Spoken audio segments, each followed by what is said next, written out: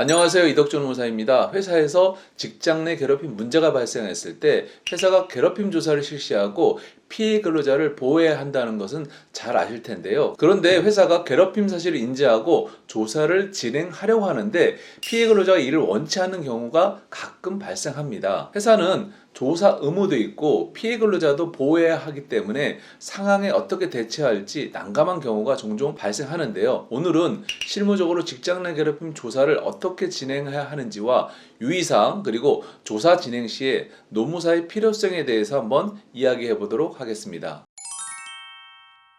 근로기준법에서는 직장 내 괴롭힘에 대한 사용자의 조사 의무를 규정하고 있기 때문에 사용자는 피해자가 원하지 않는 경우라 하더라도 조사의 의무를 이행하기 위해 노력해야 하며, 이때 본격적인 조사를 진행하기 앞서 회사는 피해자와의 상담을 통해 사건의 개요를 파악하고 피해 근로자의 요구사항 등 문제 해결 방향에 대한 의사를 확인하는 것이 필요합니다. 상담 후에는 근로자의 의사를 반영해서 세 가지 조사 방법을 고려할 수 있습니다. 피해자가 정식 조사나 신고 사실 공개를 원하지 않고 행위자와의 분리만을 원하는 경우가 있는데요. 이때는 사실상 조사를 진행하지 않는 것이 더 적합합니다.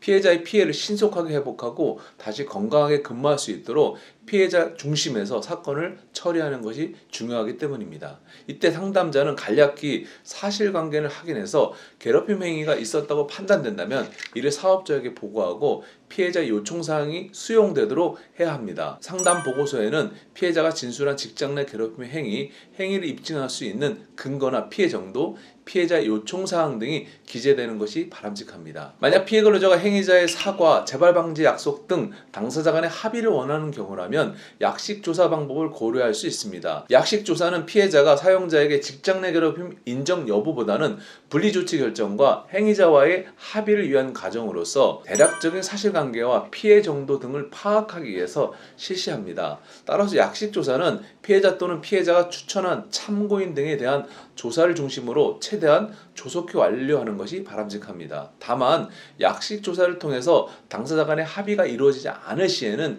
피해자 재상담 후 정식 조사로 이어질 수 있습니다. 근로자가 회사 차원의 정식 조사를 원하는 경우 신고 내용과 관련 자료를 추가로 확보해서 조사 대상 행위를 확인하고 조직도 및 업무 내용, 취업규칙상 조사 관련 규범을 확인하는 등 기초 조사를 실시합니다. 이를 바탕으로 확인 필요한 내용을 담은 질문지를 만들어서 관련인 조사를 실시하게 되는데요. 이때 일반적으로 신고인, 참고인, 행위자 순으로 조사를 진행하게 됩니다. 당사자 조사는 담당자와의 대면 조사가 원칙이나 신고인의 사정을 고려해서 예외적으로 서면 조사할 수도 있습니다. 조사 과정에 참여한 모든 사람은 조사 과정에서 알게 된 사실에 대한 비밀 유지 의무가 있으므로 비밀 유지 서약서를 작성하도록 해서 이 부분을 주지시키는 것도 필요합니다. 괴롭힘 조사는 반드시 외부 전문가인 노무사를 통해야 하는 것은 아닙니다. 그러나 외부 전문가의 조사가 있다면 이후 당사자의 일방이 조사 결과에 불만을 갖고 사용자의 객관적 조사 의무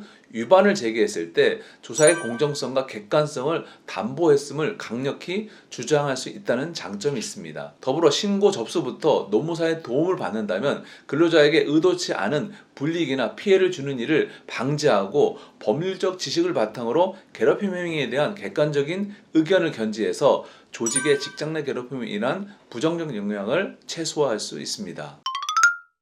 오늘은 직장 내 괴롭힘 사건에 대해서 근로자의 의사에 따라 어떻게 접근해야 되는지 여러 가지 조사 방법에 대해 알아보았는데요. 조직 내에서 불미스러운 괴롭힘이 발생해서는 안 되지만 갈등을 원만히 해결하고 봉합할 수 있도록 현명한 대응이 필요하겠습니다.